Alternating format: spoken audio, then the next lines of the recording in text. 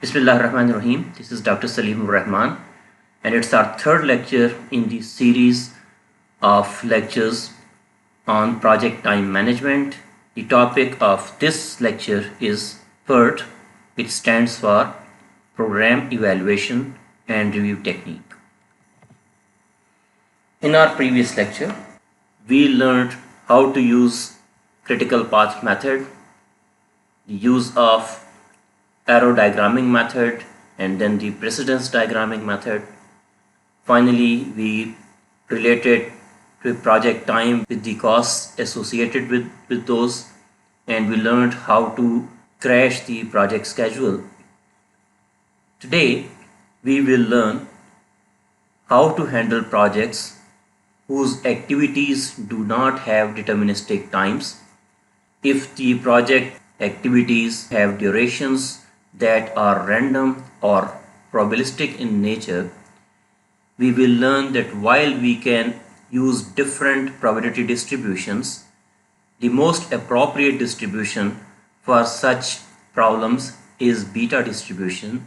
But we will also learn that even the use of beta distribution becomes difficult when we have complex projects involving multiple activities which are either in series or in parallel.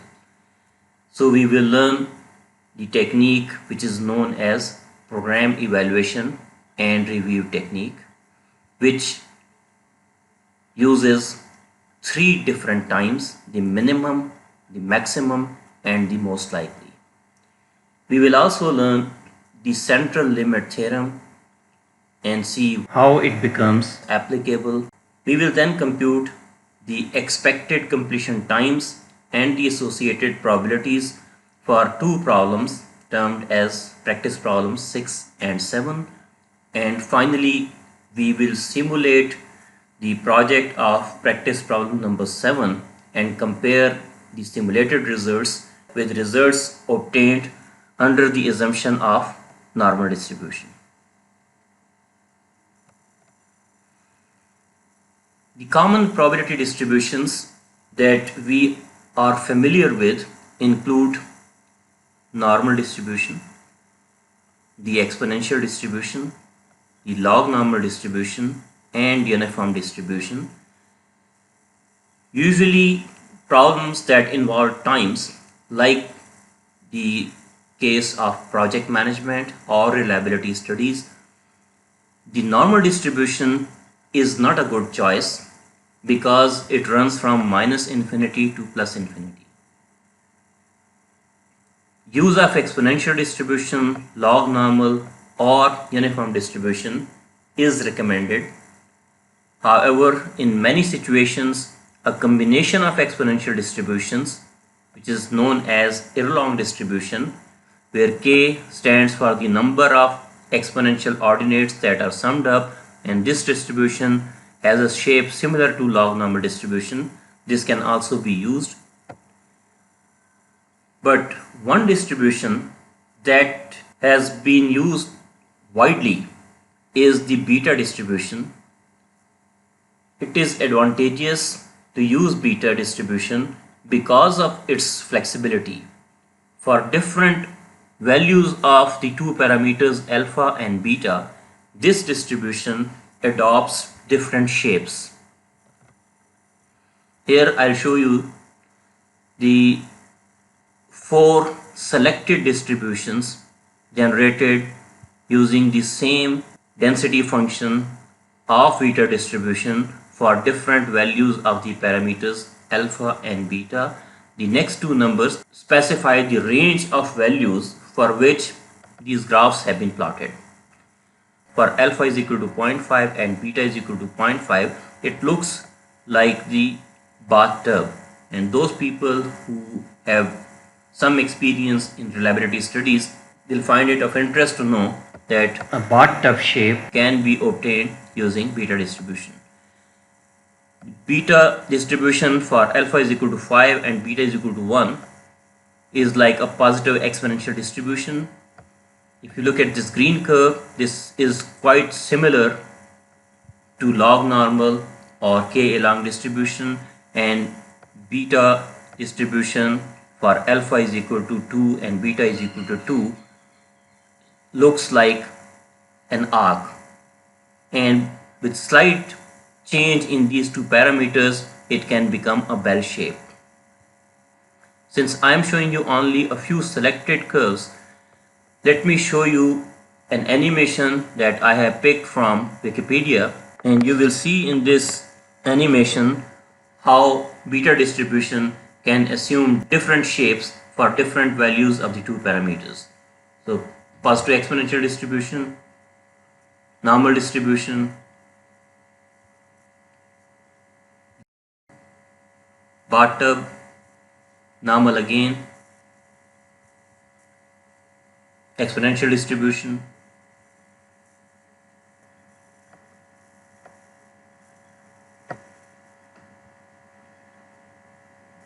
Why is it difficult to deal with random durations of activities? Consider a small project with 4 activities. The time duration of these activities can be assumed to follow normal distribution with different means and variances, and those means and variances are tabulated here.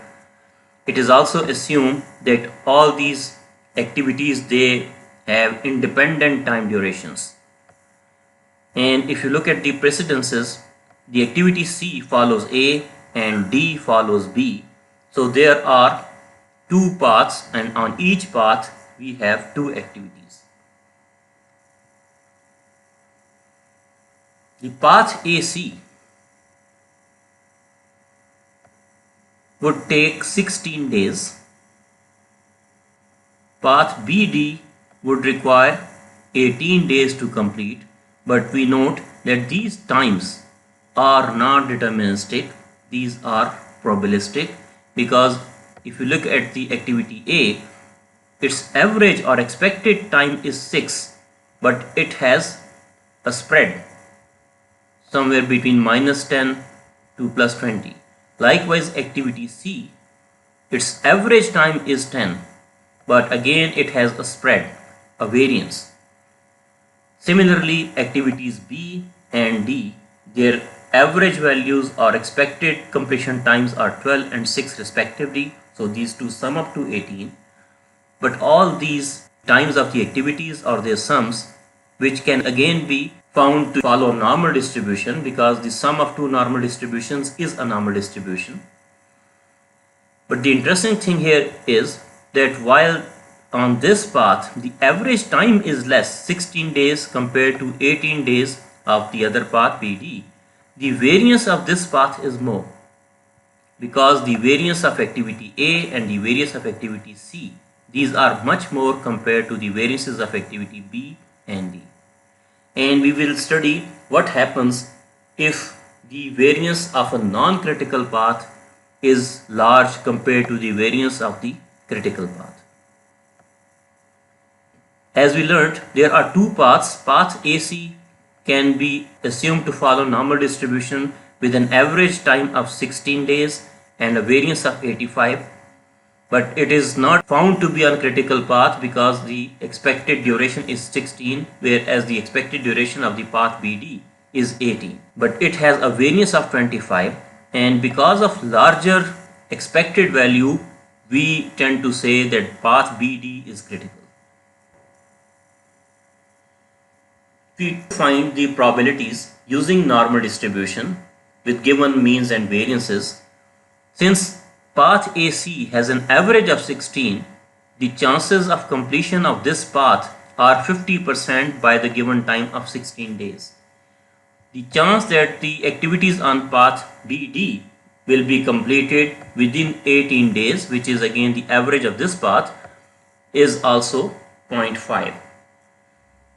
The probability that path AC will be completed within 18 days, we want to match the 2 times here, but for 18 days path AC would have slightly more probability, and that comes out to be 0.589. The time at which the probabilities of both paths are same is 20.36. If you look at these two cumulative probability distributions. The black curve is for path AC and the red one is for path BD. Chances that activities on path AC will be completed by 16 days are 50%. Likewise for path BD, the probability of completion of path BD by 18 days is also 0.5. But for 18 days, the chances that activities on path AC will get completed are 0.589. And if you want to find the probability of the overall project to be completed, you have to multiply 0.589 with 0.5, and that will be the chance of having the project completed. If you go a little further, at this point these two curves intersect. This is a probability of 0.7 and the time of 20.36. Likewise, if you want to be 90% sure that the activities on given path should be completed, then for the so-called critical path, there are 90% chances that the activities B and D will be completed by time 24.42. However, in order to be 90% confident, the activities on path AC, they would require a time of 27.85 days, more than the time of the critical path. And this happens because the path AC, while it has less expected value, it has more variance. Nonetheless, if we want to find the probability of the completion of the overall project for given values of time, we have to multiply the probabilities from these two cumulative distributions and generate another distribution.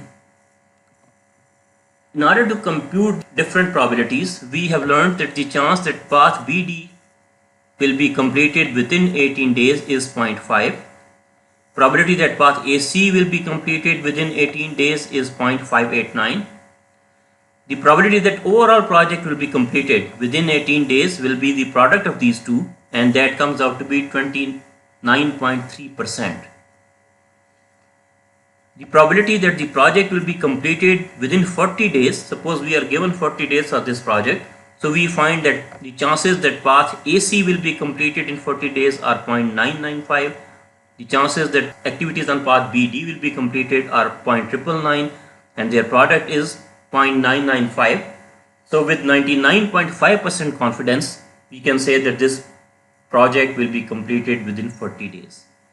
If you want to say with 95% confidence that the project will be completed, then the associated time would be 31.48 days. This is the curve that we generated by multiplying those two distributions that we found for individual paths. For a time of 18 days, notice that the associated probability is 29.3% or 0.293. For a 95% confidence, if we try to find the associated time, that time comes out to be 31.48 days. And for a given time of 40 days, we can find the probability of completion of this project to be 99.5%. How do we deal with random times? We have learned that while there are different distributions, the use of distributions becomes quite tedious, because when you add up 2 or 3 random ordinates, then barring 2 distributions, one is normal distribution and the other is Poisson. Poisson is not applicable here because that is a discrete distribution. So normal distribution has this property that sum of normally distributed random ordinates or random variables is also normal. But since the normal distribution is not suited for use in such cases, if you add up 2 or 3 beta distributions or log normal distributions, you do not know which distribution their sum would follow. People came up with a very simple method of using 3 distinct values. One is the minimum, we call it optimistic time. The other is maximum, we call it pessimistic time. And the third one is most likely or mode. So using these 3 values, the minimum, the maximum and the most likely, we compute the expected or average value of every activity, which will be the weighted sum of those three representative values, 1 over 6 times T optimistic plus 4 over 6 times T most likely plus 1 over 6 times T pessimistic. So this is a weighted average of these three times, and we use it as estimated value of the time duration for each activity. Likewise, the variance of the time of each activity can be found by first subtracting the optimistic time from the pessimistic time, dividing it by 6. This is basically a rule of thumb for finding an estimate of sigma, standard deviation, because this difference Tp minus T naught, it represents the range, and roughly range divided by 6 gives us sigma, and since we have a sigma square here, we square that value. And this again works well for normal distribution, because under normal distribution the plus minus 3 sigma limits contain 99.73% area. Coming to the central limit theorem, it states that when properly normalized independent random variables are added, their sum tends towards a normal distribution, which is a bell-shaped curve, even if the original variables themselves are not normally distributed. It implies that probabilistic and statistical methods that work for normal distribution can be applicable to many problems involving other types of distributions, and we can use this information or knowledge for large projects where we add up the durations of the activities on each path. Let us consider another problem, and we will term it as practice problem number 7, where for these 7 activities on the project we have been given the precedences and the optimistic, pessimistic and the most likely times. So instead of having one time, we have been given 3 times. Now how did we compute these values?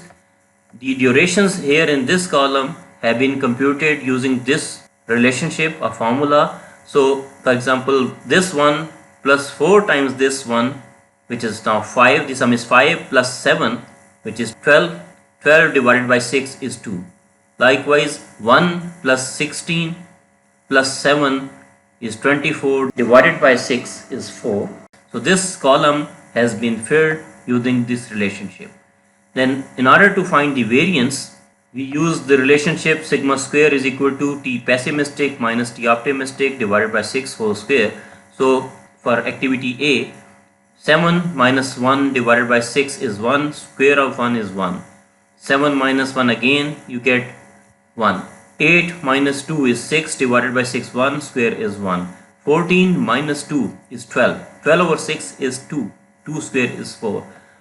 Activity E has optimistic, pessimistic and most likely times to be the same. That means this activity does not have probabilistic time or random time. So its duration is same, the expected value is same and variance is 0.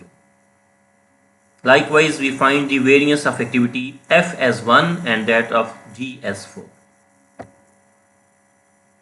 Now here is the network diagram, and on this diagram I have used the minimum durations, the T optimistic for each activity, and we learn that if we use only the optimistic values, then path AEG takes or requires 5 days. Path BDG requires 6 days and path CF requires 4 days. Now out of 4, 5 and 6, since 6 is the maximum, so we can assume that this project can be completed in 6 days, provided everything goes well. This is the optimist's approach. If we use the expected durations that we found on slide 16, here you will find those expected durations. Now this time, using all the expected durations, the path AEG requires 10 days, path BDG requires 17 days and path CF requires 8 days. Now out of these, 17 is the maximum, so we would say that this project can be completed in 17 days. And if we use the pessimistic times of all the activities, we note that path AEG now requires 23 days, path BDG requires 36 days, and path CF requires 16 days. 36 being the maximum, we can say that if everything goes bad, this project can be completed in 36 days. However, this was only for demonstration purposes. Otherwise, in real life, we will use only the expected values. That means we would be using the expected time of 17 only. Here is the completely filled table. Now coming to the three paths that we have found in this project. Path AEG, if we sum up the expected durations of the activities A, E and G, that sum comes out to be 10, and the sum of the variances of the three activities can be found to be 5, and the standard deviation according is 2.24. For path BDG, the expected value or average time duration is 17 days with a variance of 9 or standard deviation of 3. Path CF can be expected to be completed in 8 days with a variance of 2, and the assumptions that we made were that each activity A to G has its time that follows normal distribution. While we started with the assumption that all these activities are independent of each other, we make a further assumption that the paths AEG, BDG and CF are also independent. This is not true in this case because G being common to these two paths are not totally independent. But we will still go ahead with this assumption. Here are the cumulative distribution curves for the three paths. The green one for path CF, red one for path BDG and blue for path AEG. Out of these, the red one, the path BDG, is critical because for an average time of 17 days, we find the chances of completion to be 50%. Now luckily for this problem, while the averages of these two paths are less, their variances are also less. So these two curves are on the left side of the curve for critical path, and so we do not confront the problem that we discussed in practice problem number 6. Once we know the expected time and variance of each path using the normal distribution, we can find the probability of completion of activities on each path for any given time.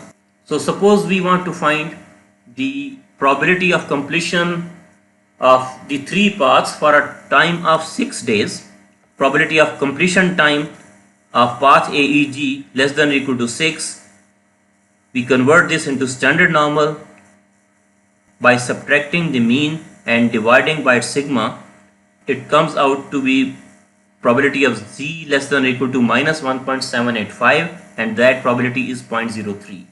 Likewise, the probability of the completion time of the activities on path BDG being less than or equal to 6 comes out to be 0.000123, and for path CF, the probability of completion time being less than or equal to 6, the chances are 0.07865. So we compute these for different values of time t, and we can again plot those as have been shown. Or here I have tabulated 3 representative values. I have selected 6 days because this was the minimum time the project would take. 17 is the average time and 36 is the maximum time duration. We found these using optimistic values, found the maximum using pessimistic values, and the expected or average time using the relationship that we learned. Now, since these are the probabilities of completion of the activities on individual paths, in order to find the probability of completion of the overall project, we have to multiply these. For instance, for 6 days, if you multiply these 3 numbers, you will get the probability of completion of the project in 6 days. If we multiply these three numbers, we will get the probability of completion of the project by 17 days. And if we multiply these three, these being 1, so we can say the chances that the project will be completed in 36 days are like 100%. Here are those numbers. The probability of completion of the project in minimum possible time of 6 days, the product of those three numbers that we saw on the previous slide, the chances are 3.558 into 10 raised per minus 7. In other words, almost 0. The probability of completion of the project in average time of 17 days is a little less than 0.5 now. It is 0.4996. It is because we multiplied 0.5 with 0.999 and 0.99617. This probability goes down from 0.5 to 0.4996. And the probability of completion of the project in maximum possible time of 36 days is 100%, or probability being 1. From the same curve, if we try to find the completion time for 95% confidence, this is a one-sided confidence interval that the project can be completed in 22 days, and we can say this with 95% confidence. And if we want to construct a 95% two-sided interval, then we can say with 95% confidence that this project will be completed between 11.5 can be considered as 12 to 23 days. Here is the cumulative distribution function of the overall project, and this I have found by multiplying those three curves that I have shown earlier. Please remember that while we considered the times of activities on those paths to have normal distribution, so their sum was also considered to follow normal distribution. When we multiply these three probabilities, then the generated or resulting distribution is not necessarily normal. So this curve does not necessarily represent normal distribution. For this project now, if you look at the expected duration of 17 days, the chances are 49.6%. For 36 days, the chances are almost 100%. If you want to be 95% confident, is then a one-sided confidence interval, we find the time to be 21.94 or roughly 22 days. Let us now switch to the simulation of the same project being the practice problem number 7. Instead of assuming those activities to have their times follow normal distribution, we would rather use uniform distribution to simulate different times of these activities. We already know the average value and the variance for each activity, and those we found using the relationships which involved use of optimistic, pessimistic, and the most likely times. So now, knowing these average values and the variances for a uniform distribution that spreads over two values A and B, usually A is the lower limit, B is the upper limit, so B is greater than A.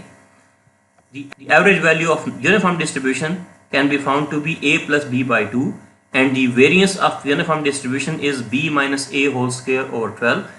So knowing mu and sigma squared, we can use these two relationships to find the values of A and B, and that I found for all those activities.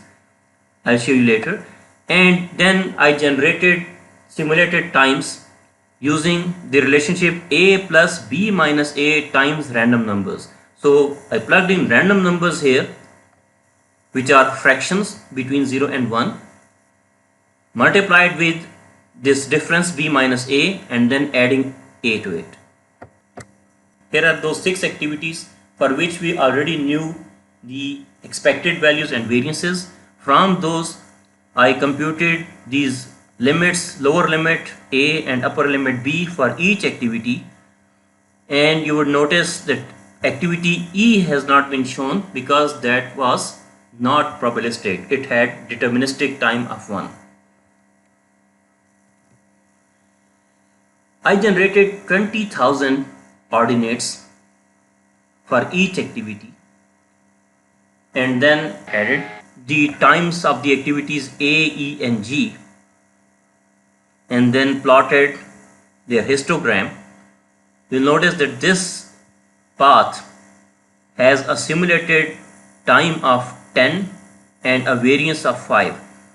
The actual time for path AEG was supposed to be 10 and variance was supposed to be 5. These are quite close to those. And you will also notice that this sum of 3 uniformly distributed random variables tends to become normal. It is not a very good approximation of normal distribution, but still it can be accepted as normally distributed. If you look at the histogram of the activities on path BDG, again the sum of 3 times, and here again the average time is exactly same, 17. Simulated variance is 8.92, whereas the actual variance was 9. And this time you see this histogram to be quite close to normal distribution. And here is the histogram of path CF. Path CF has only 2 activities. So when you add 2 uniformly distributed random variables, their sum has a triangular distribution. People who are familiar with convolution would know that if you convolve 2 uniform distributions or 2 uniform functions, the result is a triangular function. And in this particular case, the average is exactly 8 and the variance that we found using simulation was again exactly 2. Here is the cumulative distribution function of the overall project completion time. That means the product of those 3 different curves or the distributions of 3 paths. This is that product. And on this curve, you will find that if you want to be 95% confident, then the associated time is 22 days. So under normal distribution, we found 21.94 or roughly 22 days. And even in this simulation study, we find the time to be 22 days. Here we can see the comparison of path BDG using normal distribution, only one path. Then for the same normal distribution, the probability distribution function for the overall project in red color, and the result of the simulation that I just showed you, and you will notice that all 3 are almost same. So let us come to the conclusions. Today we have learned that PERT can be effectively used to find the completion time of a project with probabilistic activity durations.